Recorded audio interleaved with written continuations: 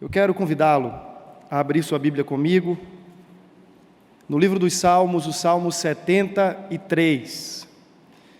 É sempre com muito temor e tremor que nós nos aproximamos desta santa tribuna, na expectativa de que Deus fale conosco, que não seja apenas o reverberar da voz humana, que vocês não ouçam tão somente um pregador, um comentador ou um comentarista bíblico, mas que a voz do Senhor se faça ecoada em nosso meio, de modo que ao sairmos daqui tenhamos a perfeita convicção de que Deus estava no nosso meio e falou conosco por meio da sua santa palavra. Então essa é a nossa expectativa e oração.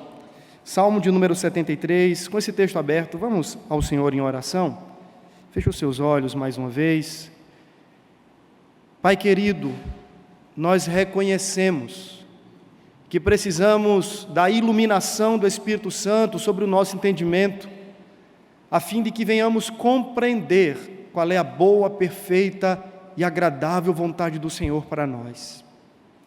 Necessitamos, pois, ó Deus, ouvirmos a Tua voz. Há uma carência em nossas almas de ouvirmos as declarações do Senhor e pedimos, ó Deus, se valha deste que vos fala, se utilize da nossa vida, se instrumentalize de nós, ó Deus, para fazer conhecida a Tua vontade ao Teu povo. Ó Deus, que a Tua palavra, ao ser pregada, o seja de forma fiel e digna. Nós pedimos, ó Deus, a habilidade, a destreza que se fazem necessárias para esse momento. Concede-nos, ó Deus, porque de nós mesmos, certamente nós não as temos, mas pedimos ao Senhor. Suplicamos sabedoria do alto para compreendermos o texto sagrado e, mais do que isso, disposição de coração para nos convertermos a Ele, para que a Tua vontade seja o nosso prazer e para que tenhamos o poder necessário da parte do Senhor para sermos não apenas ouvintes, mas praticantes da Tua palavra. É a nossa oração em nome para a glória do Senhor Jesus. Amém e amém. Irmãos, nós vamos fazer diferente, o texto ele é longo, então ao invés de lermos todo o texto, eu irei lendo, fazendo pausas e já explicando algumas coisas com as devidas aplicações e implicações. Então nós faremos leituras pausadas, mas a nossa ideia, se o tempo nos permitir, é dispormos todo o capítulo 73. Antes de começarmos a leitura do texto, eu quero dizer algumas coisas. A primeira delas é que eu não preciso ser incisivo por demais para persuadi-lo a crer que vivemos num mundo desarrumado, desarranjado. Quando olhamos para os nossos países, pensando em mundo, ou mesmo para perto de nós, para as sociedades que nos rodeiam, não nos faltam provas e evidências de que o mundo está aparentemente de pernas para o ar. As coisas não são como deveriam ser. Este é um fato que todos nós atestamos. Aquela ligeira impressão na consciência coletiva de que o mundo não está sendo, ou que o mundo não é hoje, o que fora projetado para ser. Eu tenho certeza que você já teve essa impressão, impressa na sua mente e no seu coração. As coisas não deveriam ser assim. Uma sociedade em que alguém, como fora viralizado aí em rede social, alguém em situação de rua é aclamado por ocasião do seu narcisismo, por ser macho alfa numa relação de abuso. Uma nação, um país onde a melhor música e a melhor cantora emerge de uma mulher que faz propaganda de sexo barato, de vulgarização. Uma sociedade como essa, ela não pode ser normal. Um Brasil como esse não pode ser um Brasil normal. As coisas não estão certas, irmãos. Quando olhamos para o cenário político, independente da sua posição ideológica, sim, vemos que as coisas não são como deveriam ser. A injustiça parece suplantar a justiça, a desordem, a ordem, a banalização dos poderes, a impunidade do mal. Parece que a lei está frouxa, usando a linguagem do profeta Abacuque, e nós continuamos a reiterar certamente as coisas não deveriam ser assim. Esse não foi o mundo pelo Criador projetado, não nessa configuração. Há um desmantelo, há um desarranjo, algo que precisa voltar ao lugar. E o texto que nós temos diante de nós, composto numa crise de fé e de espiritualidade, um homem chamado Asaf, talvez se identifica em muito com aquilo que nós mesmos passamos nas nossas próprias crises e às vezes nos nossos desvaneios ou devaneios. Esse é aquele momento em que Asaf talvez assume a voz e diz o que nós queríamos dizer. E fala o que nós muitas vezes gostaríamos de falar para Deus e não sabemos como.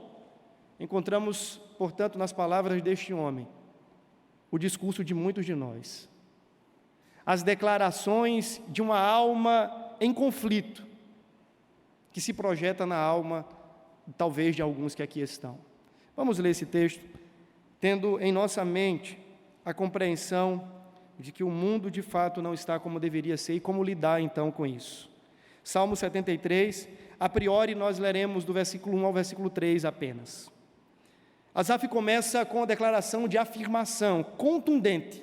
Ele diz assim: com efeito, verdadeiramente, com certeza, Deus é bom para com Israel, para com os de coração limpo. Quanto a mim, porém, quase me resvalaram os pés, quase que os meus pés se desviaram por escorregar. Pouco faltou para que se desviassem os meus passos, pois eu invejava os arrogantes ao ver a prosperidade dos perversos. No primeiro momento, Asaf começa a dizer algo que parece ser uma tese central na sua fala, pelo menos ao final deste salmo. Deus é bom. Ele assume uma postura de categorizar a bondade de Deus. Deus é bom. Ele é bom para a casa de Israel. Ele é bom para os de coração limpo. Eu não tenho dúvidas disso. Não há qualquer hesitação em Asaf em assumir essa postura pró-bondade de Deus. Deus é bom.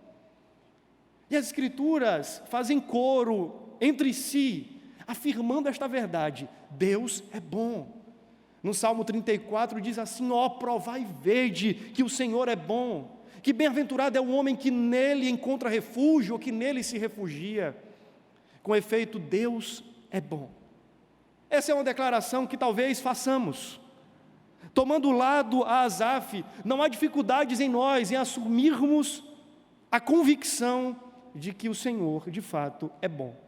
Agora, no versículo 2, ele diz assim: quanto a mim, os meus pés quase se desviaram.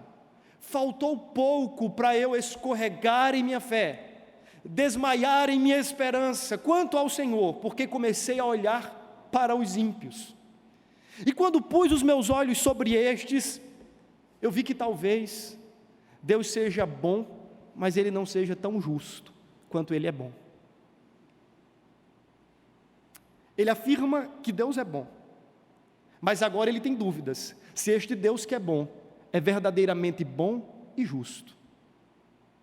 Na sua declaração, há uma possibilidade interpretativa dele estar dizendo o seguinte: Deus é bom para os meus irmãos, Deus é bom para a casa de Israel, Deus é bom até mesmo para os ímpios, Deus é bom até mesmo para o perverso, menos para mim. Eu não sei se você já teve esse sentimento de que a bênção do Senhor chega para todo mundo, só não chega para você. O cuidado, a provisão, a assistência de Deus bate na porta de todo mundo, inclusive da casa daquele que não o teme, que não o serve, que não o adora, menos na sua casa. Essa parece ser a sensação de Asaf.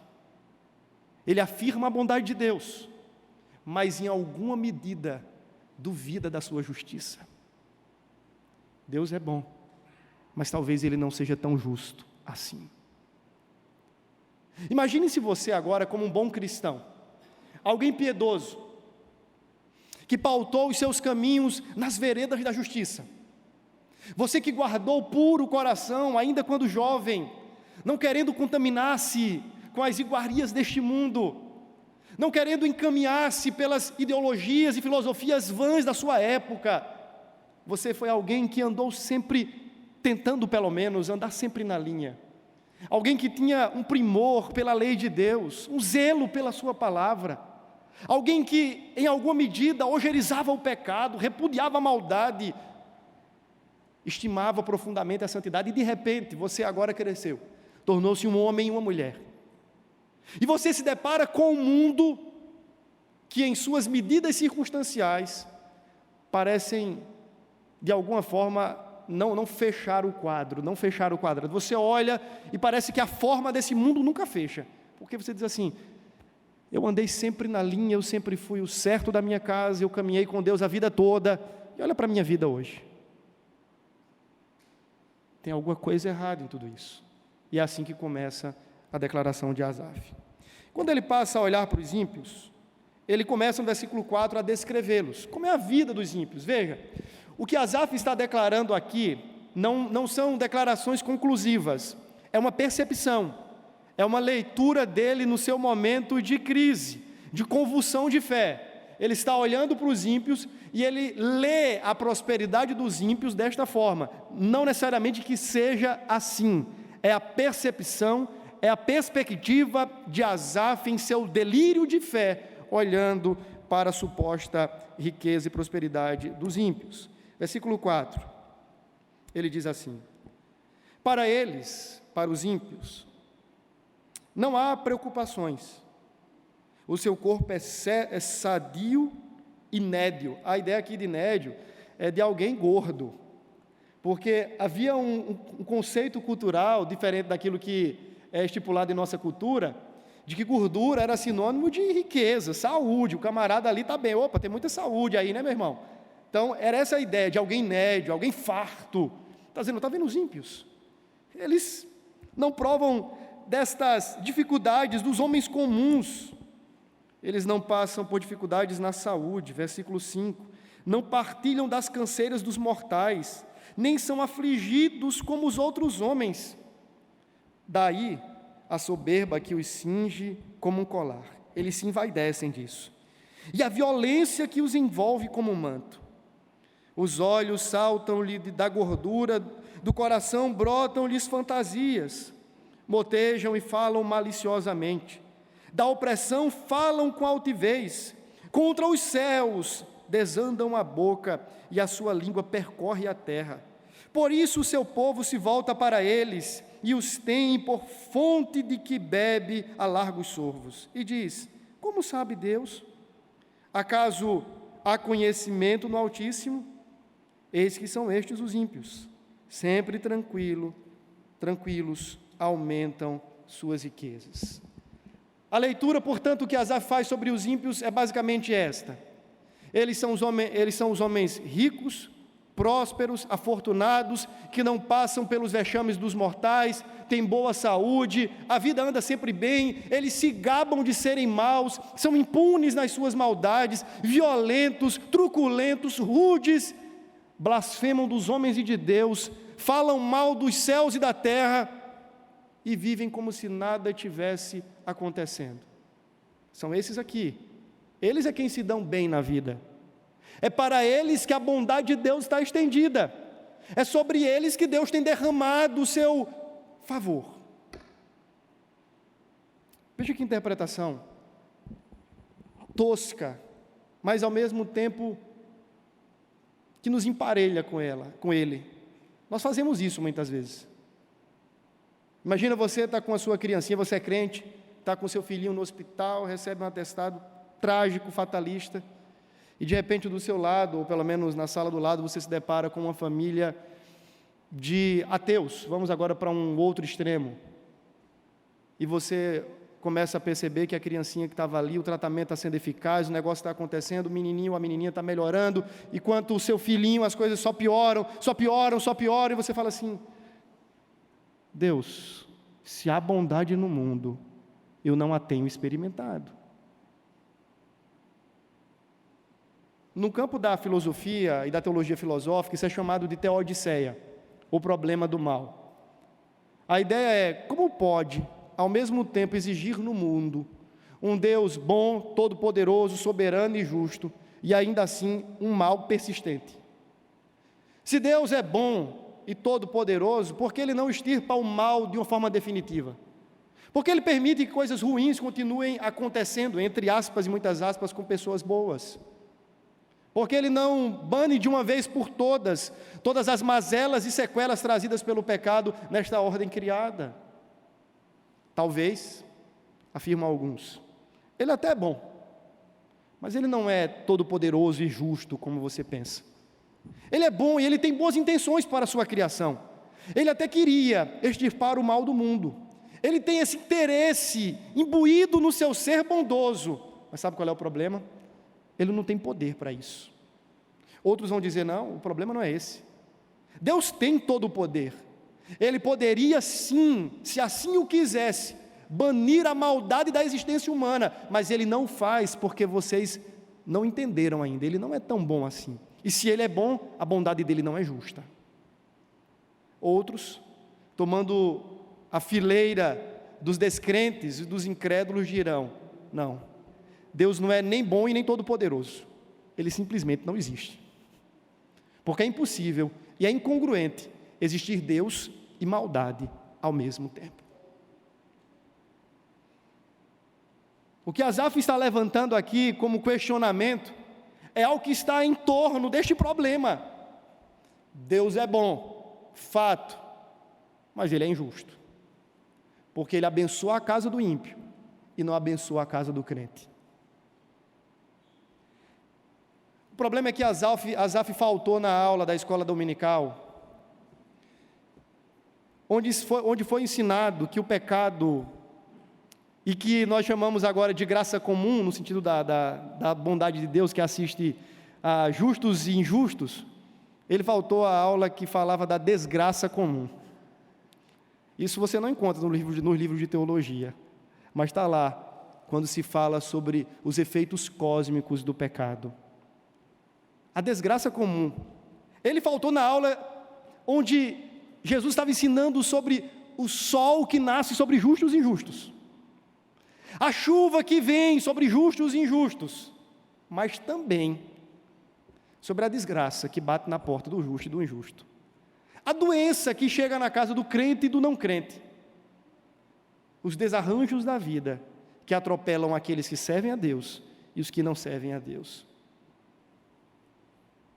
Asaf precisava recordar que a vida é muito mais do que o aqui e o agora, do que as convergências circunstanciais a favor ou contra nós.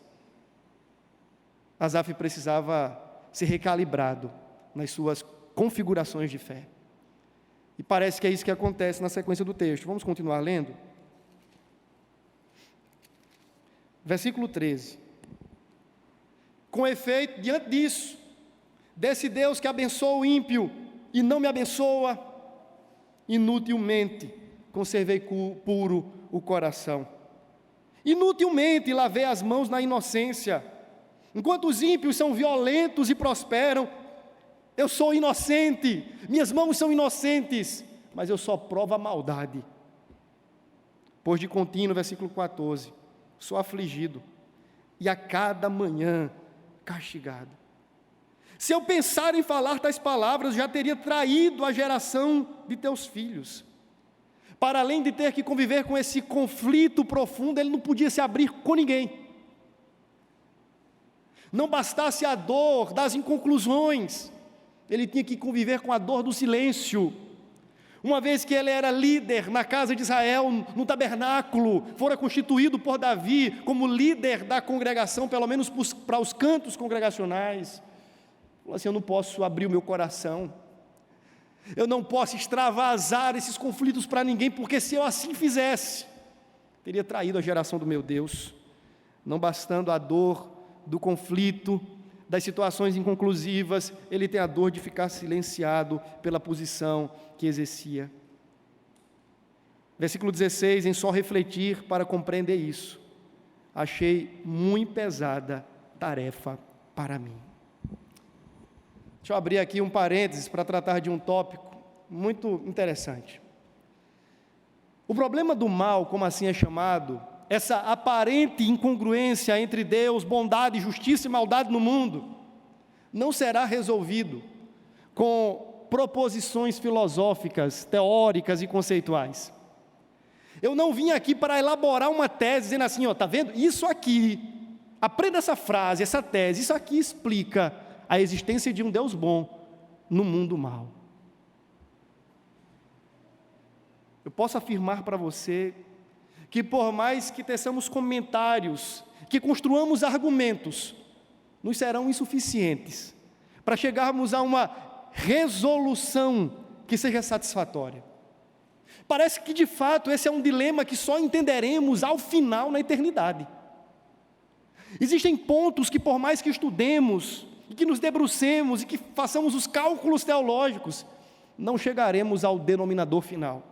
São aqueles assuntos para os quais Deus colocou um tipo de proteção da sua própria sabedoria, que nós não temos condições alguma de exauri-lo, porque compete à sabedoria do próprio Deus. Esse é um deles. Do mesmo jeito, quando a gente fala de soberania e responsabilidade humana, até onde vai, até onde se separa, até onde se ajunta, são aqueles assuntos que a gente diz assim, Senhor, no céu, o Senhor me explica melhor. A minha proposta nessa noite não é de fazê-lo pensar e sair daqui com uma proposição teórico-filosófica, dizendo assim, agora sim, aprendi como resolver o problema do mal na minha mente. Mas há algo que esse texto nos ensina, que na dinâmica da vida, no chão dessa vida, sim, nos ajuda a convivermos de forma pastoral com esse Deus que é bom no mundo mal. Vejamos então o que diz o versículo 17. É aí onde tudo muda. Até que entrei no santuário de Deus e atinei para o fim deles. Sabe onde tudo começou a mudar na percepção e na leitura que Asaf fazia do mundo à sua volta? Quando ele chegou no culto. A configuração aqui, a linguagem do santuário aponta para o ambiente cultico. Quando ele entrou no tabernáculo, até aquela época não havia provavelmente o templo. Quando ele entra na tenda da congregação, e ele se depara com as promessas de Deus, na forma de ritos e rituais, de sacrifícios. Quando ele ouve as Santas Escrituras falando das promessas eternas de um Deus que um dia vindicaria a sua justiça no mundo, ele então se apercebe, Deus não está com o controle do mundo perdido das suas mãos. A justiça que ora tanto desejo, que tanto almejo, um dia, sim, ela será vindicada. Quando ele entra no templo, quando ele entra no culto, as suas expressões e convicções de fé são recalibradas. Deixa eu abrir um outro parênteses aqui, pastoral. Às vezes, quando nós entramos nessas crises, o que queremos fazer é fugir do culto, fugir do ajuntamento santo, congregacional, onde ouvimos as declarações do Senhor por meio da sua palavra, daquilo que cantamos, daquilo que lemos, e até mesmo declaramos para Ele as nossas expressões de fé, por mais débeis que sejam, quando oramos. Queremos fugir desse espaço, achando que conseguiremos respostas em outros lugares fora daqui. Mas deixe-me dizer para você, não há lugar mais curativo, mais terapêutico, que o Senhor se utilize para corrigir os nossos desvios de fé, do que a santa congregação e a adoração cultica, a adoração coletiva, corporativa, que nós apresentamos a Ele quando nos reunimos. Ou isso nunca aconteceu com você?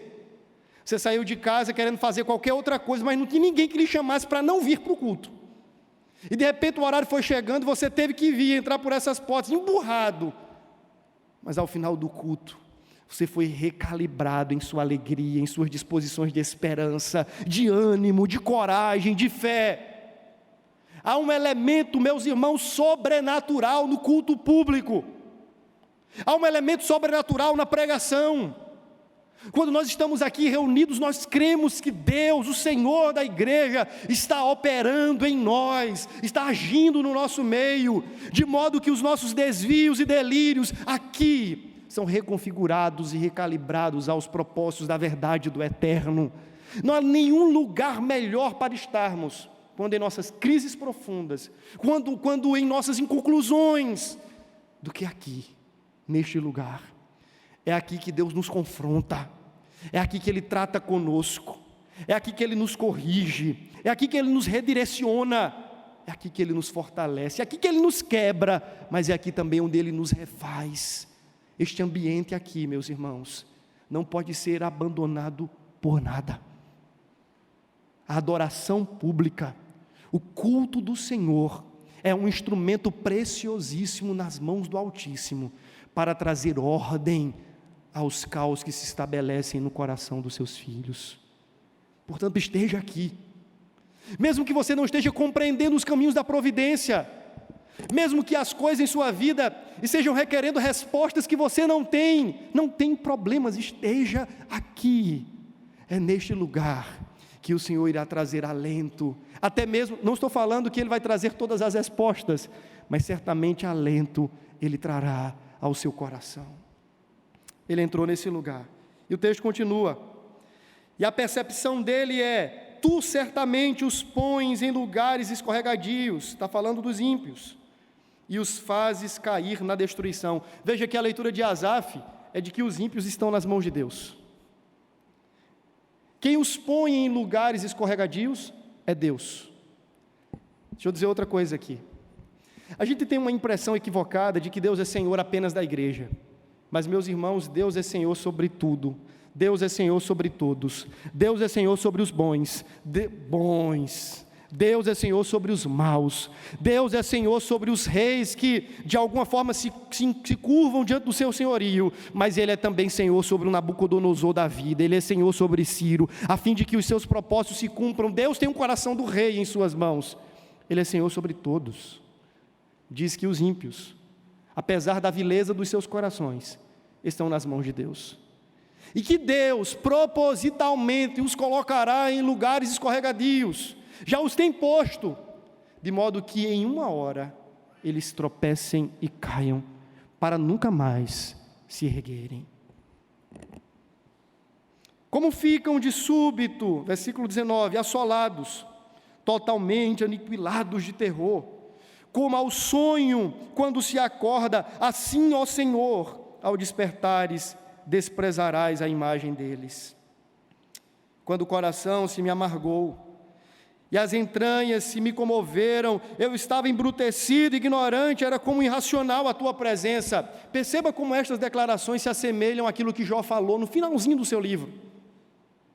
Ele diz: Senhor, me desculpa aí, me perdoa pelo que eu falei. Eu falei como um animal, eu falei sem pensar, eu falei sem considerar o bom siso, o bom juízo, a razão. Eu falei de forma incoerente, lógica e irracional. A declaração de Asaf se assemelha àquilo que Jó fala no final, quando ele contempla Deus em seu trono, soberanamente reinando e fazendo todas as coisas convergirem à sua vontade e propósito. Ele fala assim: Deus me perdoa porque eu falei como um bruto, que não entendia o que o Senhor está fazendo. Versículo 22. Eu estava embrutecido e ignorante, era como irracional a tua presença. Todavia, estou sempre contigo. Tu me seguras pela minha mão direita, me guias com o teu conselho e depois me recebes na glória. Quem mais tenho eu no céu? Veja como mudou o cenário e a perspectiva desse homem. Não há outro em que eu me compraza na terra, ainda que a minha carne e o meu coração desfaleçam. Deus é a fortaleza do meu coração e a minha herança para sempre. Os que se afastam de ti, eis que perecem. Tu destróis todos os que são infiéis para contigo. Quanto a mim, percebe que ele inicia o versículo 2, o Salmo dizendo: quanto a mim. No versículo 2 ele diz: quanto a mim, os meus pés quase se desviaram. Agora o final do Salmo é: quanto a mim, bom é estar junto a Deus. No Senhor Deus ponho o meu refúgio para proclamar todos os seus feitos. Deixa eu fazer algumas aplicações desse texto. Geralmente eu prego de outra forma, eu vou explicando e aplicando, mas como o texto era muito longo, eu temi que, dada a minha prolixidade, eu fosse para 2 horas e meia de sermão. Então, eu quero fazer algumas aplicações agora muito objetivas, à luz daquilo que eu falei no decorrer do texto. Primeiro, eu queria dizer que é muito perigoso, extremamente, absolutamente perigoso, mensurarmos a bondade de Deus tão somente pela perspectiva material e temporal. Qual é a conta que Asaf estava fazendo aqui? Deus é bom. Mas Deus é bom em face ao quê? Com base no quê? Qual é a métrica que você está utilizando? Qual é o critério de avaliação da bondade? Prosperidade material. A perspectiva de Asaf é essa. Deus é bom porque tem gente enricando no mundo. Deus é bom porque o ímpio está prosperando, está colocando a BMW na garagem. Deus é bom porque a empresa daquele que não teme a Deus está crescendo num processo de avantajamento absurdo. É sempre perigoso, meus irmãos, tentarmos mensurar a bondade de Deus tão somente por uma perspectiva material e temporal. Isso é ilusório. Achar que quem tem é muito abençoado e que quem não tem não é tão abençoado assim. Isso é teologia da prosperidade. E é profundamente destoante com o Evangelho. Em nenhum momento o Evangelho do nosso Senhor Jesus Cristo ensina que o ter é sinônimo da bondade de Deus. Quando olhamos para as Escrituras, vemos pessoas paupérrimas, mas profundamente abençoadas e prósperas do ponto de vista de Deus. O próprio Cristo. Dizer que alguém que tem é mais abençoado do que o que não tem é dizer que Cristo foi maldito, do ponto de vista da bênção de Deus. Ele foi maldito quando carregou os nossos pecados. Mas há alguém mais bem-aventurado do que ele? Há alguém mais bendito do que o Salvador? Mas me diga, quais foram as suas posses? Quantos cifrões tinham lá quantos zeros, quantos dígitos tinham na sua conta bancária? Eu não estou fazendo apologia contra ter, mas estou dizendo que mensurar a bondade de Deus tão somente pelo ter é reducionismo. Prosperidade bíblica não é necessariamente ter algo aqui e agora. Você pode ter uma casa absurdamente luxuosa, inúmeros carros na garagem, um emprego e uma carreira promissora, e ainda assim ser alguém que está caminhando a passos largos para o inferno. Mas você pode também ser um pobre de maré descer e ser alguém que está caminhando a passos largos para o céu de glória com o seu Senhor. Porque o que define a bondade de Deus não é o que nós temos numa perspectiva material, temporal. Sim, é possível, vale aqui um adendo, para salientar que sim, é possível, muito possível, que Deus aqui e agora também nos abençoe, do ponto de vista material, dando-nos a provar como um preview daquilo que será no porvir, das suas bênçãos terrenas ou terrenais. Não há nenhum problema quanto a isso, desde que o nosso coração não esteja ali. Mas entendamos que mensurar a bondade, o cuidado e a provisão de Deus, tão somente nesse espectro material e temporal, é um desastre, é perigoso, insustentável. Em algum momento você vai descobrir assim, mas tem aquele irmãozinho que não tem nada e é mais feliz do que eu. Por quê? Porque prosperidade bíblica não é necessariamente ter algo de Deus. Entenda isso, é perigoso. E Asaf incorre nessa tentação de olhar ao lado e ver o mundo numa perspectiva puramente materialista. Não estou falando do materialismo filosófico, mas do materialismo prático, pragmático. Eles assim, está vendo? Deus é bom com ele e não é comigo. Deus é bom com você e não é comigo. Mas com base em quê? Ele tem, eu não tenho. Ele tem boa saúde, eu não tenho. Ele é próspero do ponto de vista financeiro, eu não sou. Ele não se cansa, eu me canso. É tolice, é reducionismo. Acharmos que Deus é bom tão somente quando está derramando benesses materiais sobre a vida de alguém, ainda que Ele possa fazer isso. E eu tenho dito isso, eu estou orando para que Deus converta os ricos e que dê generosidade ao coração deles.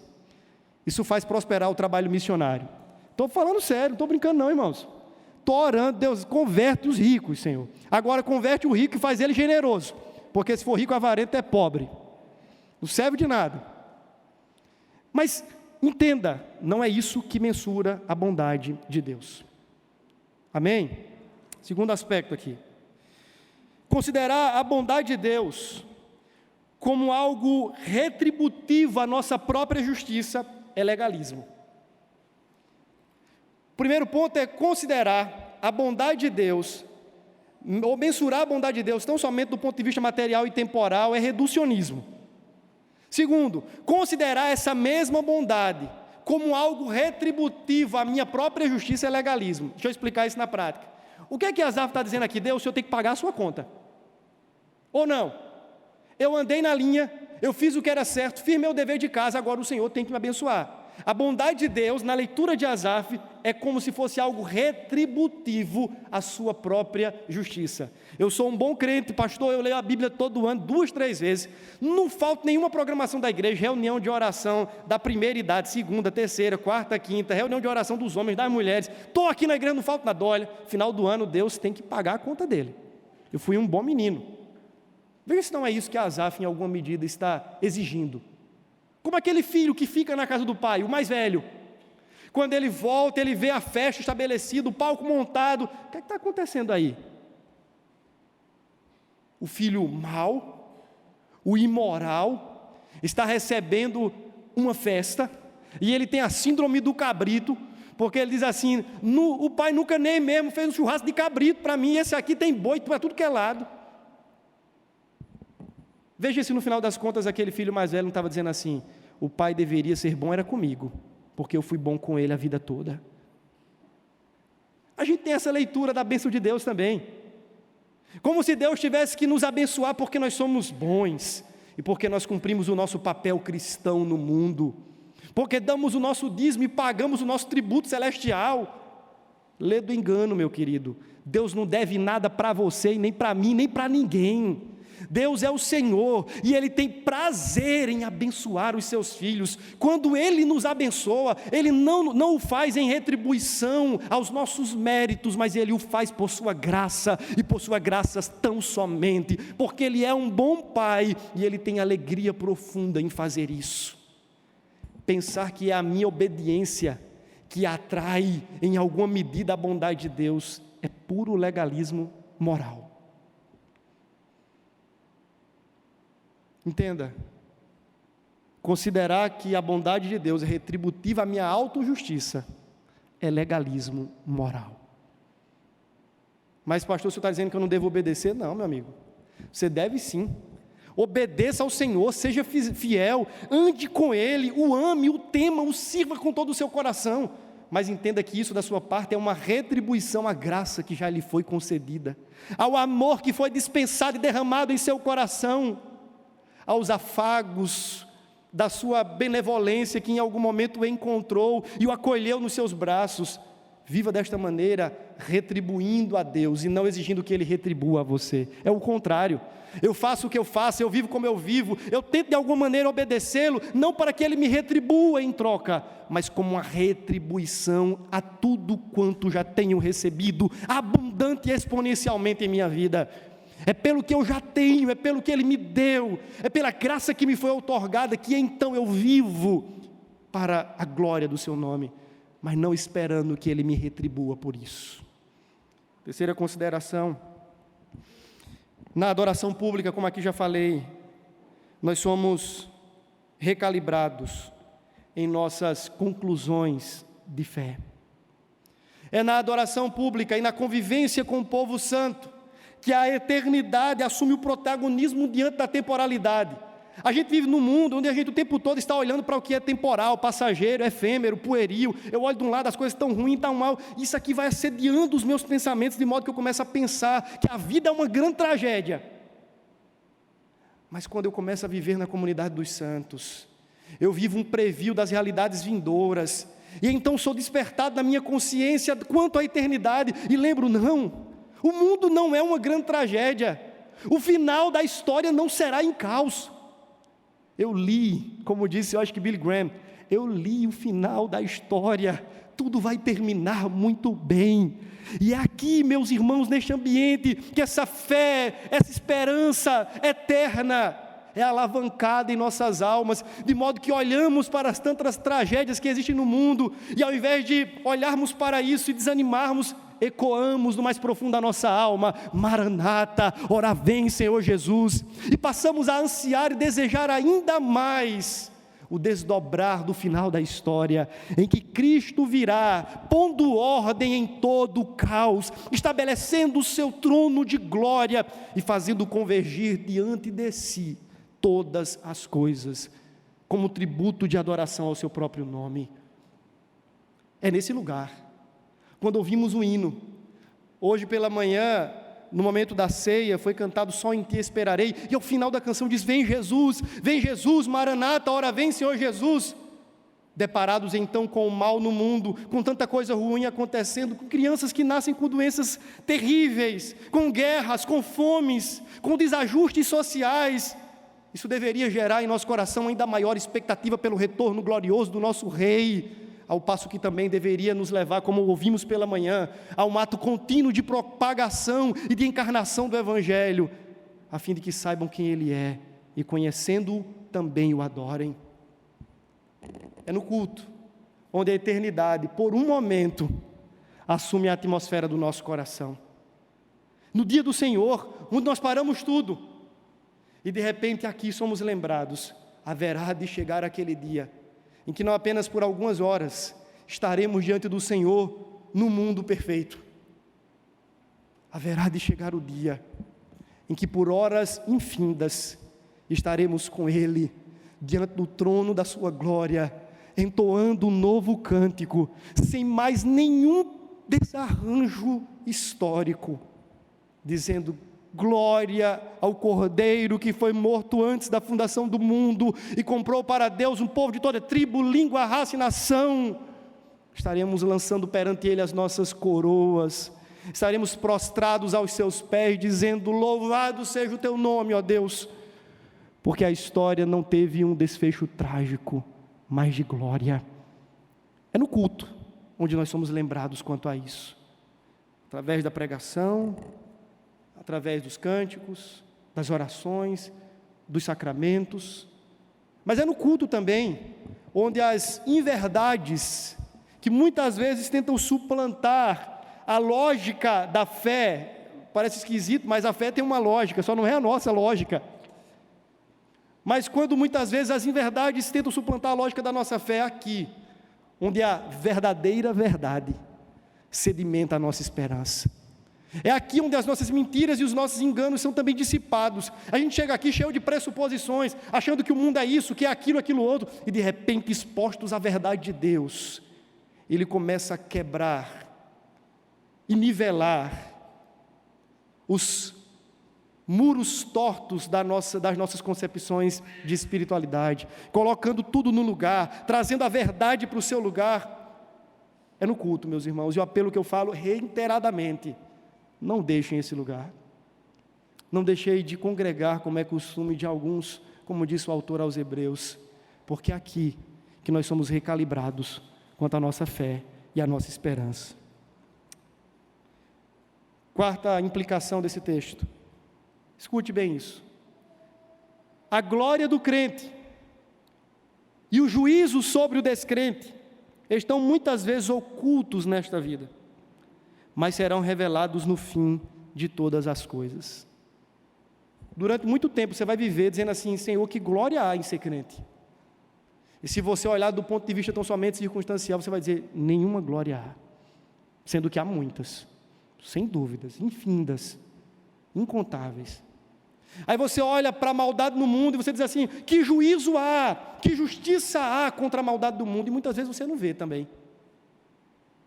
Em alguma medida nesta terra, a glória dos justos e o juízo para os injustos serão ocultados.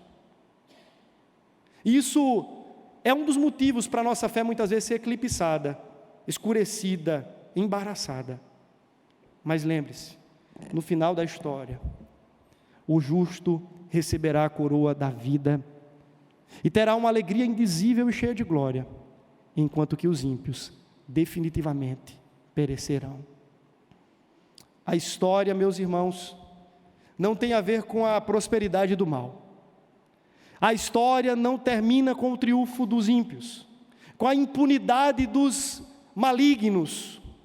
A história termina com Cristo justo assentado no trono, reinando com equidade e justiça sobre tudo e sobre todos, colocando os seus inimigos debaixo dos seus pés e exercendo misericórdia para aqueles que vieram a Ele em fé, suplicantes por sua graça. Esse é o final da história. O desfecho final da história é de glória para os justos, de profundo terror para os ímpios.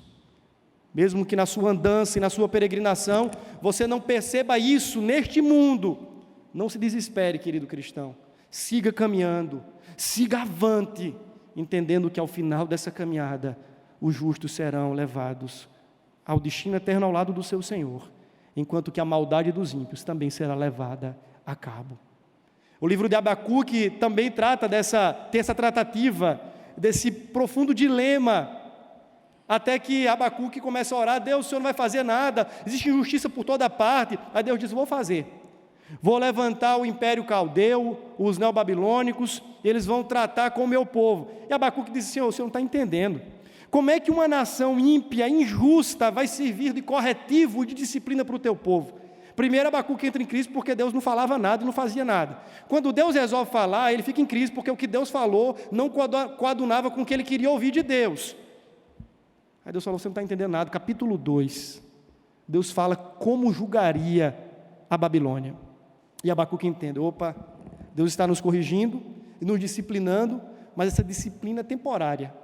Quanto aos caldeus, Deus vai destruí-los e nunca mais se reerguerão. Ele começa a entender que o povo de Deus sofre, e são sofrimentos temporários, disciplinares. Mas quanto aos ímpios, terrível coisa é cair nas mãos do Deus vivo. Por fim, a verdadeira prosperidade para um cristão é ter em Deus uma herança incorruptível. Eu poderia resumir dizendo assim: para um verdadeiro cristão, ser próspero é ter a Deus, e ponto. Se nós temos a Ele, nós temos tudo.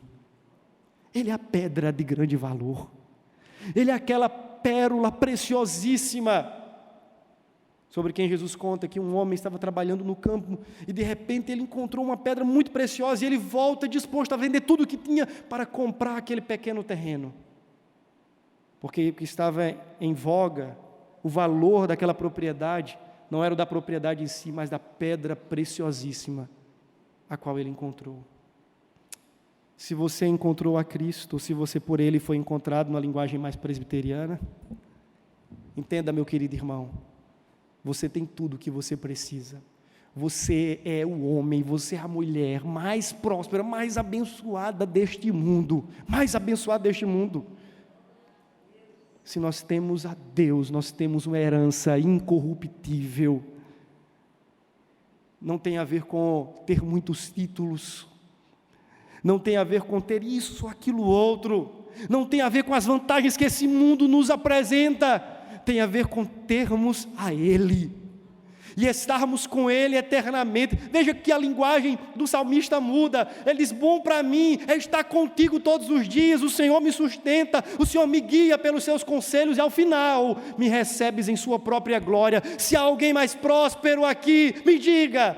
Imagine esse homem saindo em sua própria defesa, sendo ele mesmo réu de culpa da sua fala tola. No primeiro momento ele diz assim: agora entendam a quem tenho eu nos céus além de ti, a quem há na terra em que eu me compraza mais do que a ti. Sabe, meus irmãos, nós encontraremos prazer em viver nessa terra e profunda saciedade quando de fato entendermos que o que temos nos céus é muito melhor do que qualquer coisa que temos aqui nessa vida. E o que temos nos céus não é uma mansão de ouro, não é uma cidade pomposa e gloriosa. O que nós temos reservado para nós nos céus é Cristo, bom tesouro.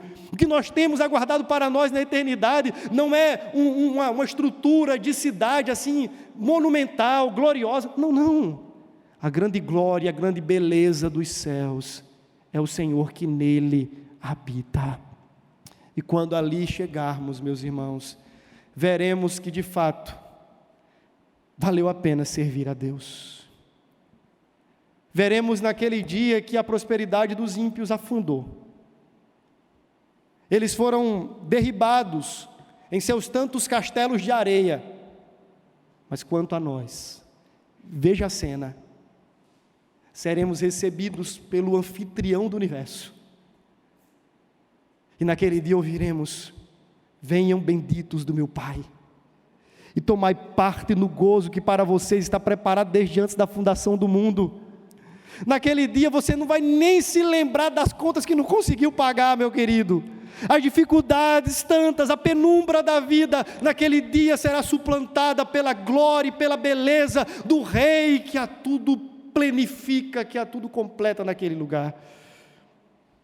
Quando você ali chegar, você de fato terá entendido o conceito de prosperidade.